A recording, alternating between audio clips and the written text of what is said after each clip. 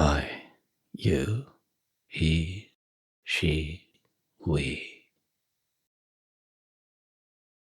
I, you, he, she, we. In the garden of mystic lovers, these are not true distinctions. I, you, he, she, we.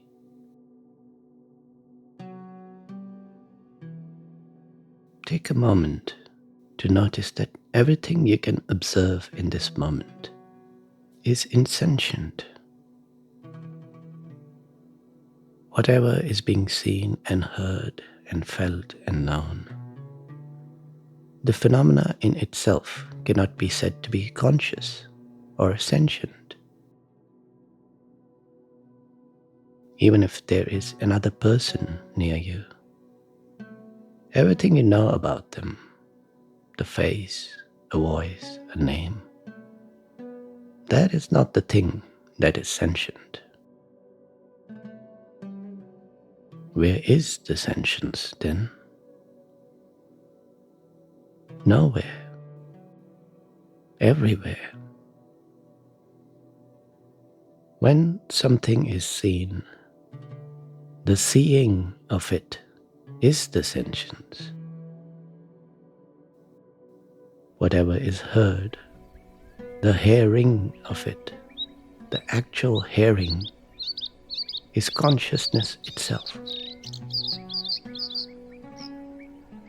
Same goes for all the other sorts of sensing, feeling, and knowing. The ing at the end, the actual happening, is pure awareness, taking a transient form. And that pure awareness, consciousness, sentience, is what you are. What every so-called person is.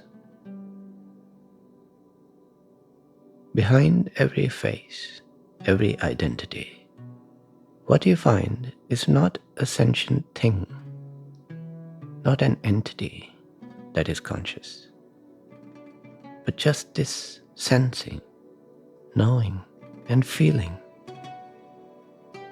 Sentience itself. The very same being.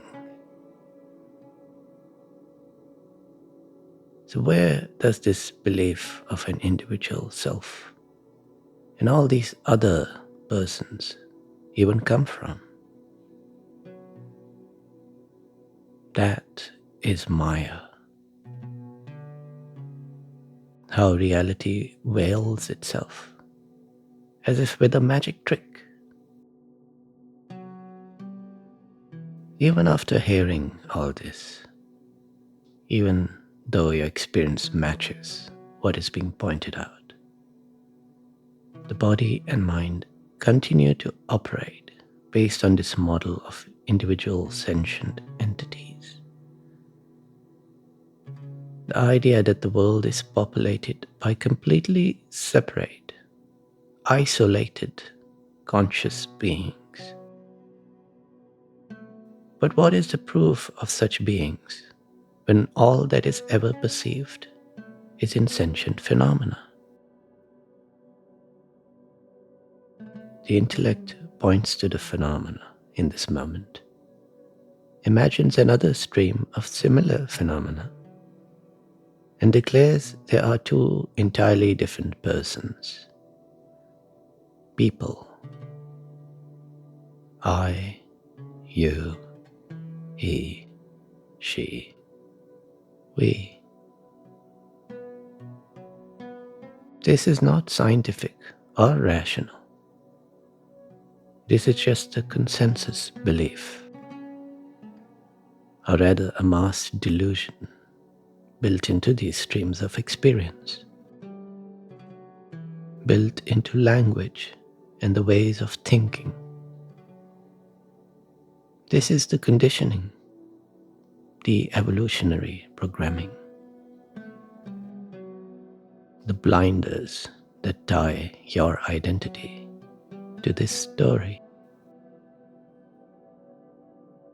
This belief in individuality requires space and time to be the absolute reality. The insentient phenomena, the experiences, are perceived with respect to specific points in space and time.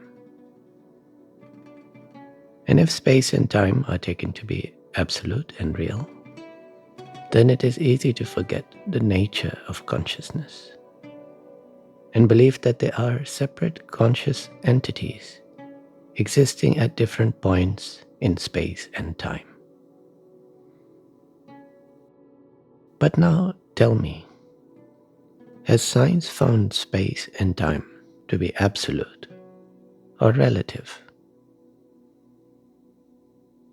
In your own experience, is the passing of time absolute or subjective? Of course, there are distinct streams and rivers and oceans of experience, but they are all the same consciousness in action. All phenomena are local and relative, but consciousness is not local. Sentience is not bound to any object in space and time. Just consider that carefully. Sentience is not bound to any particular object in space and time. Non-local, absolute, intrinsic to reality.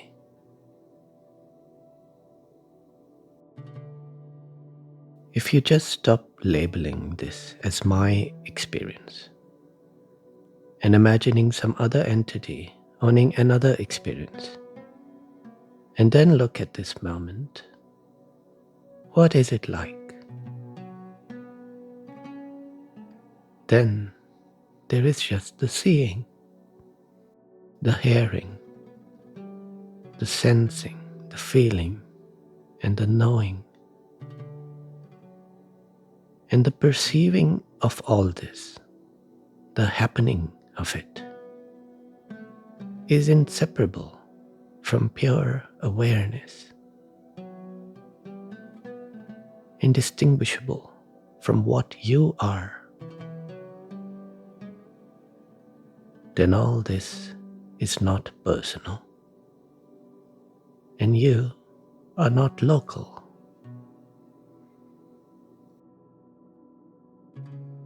I, you, he, she, we.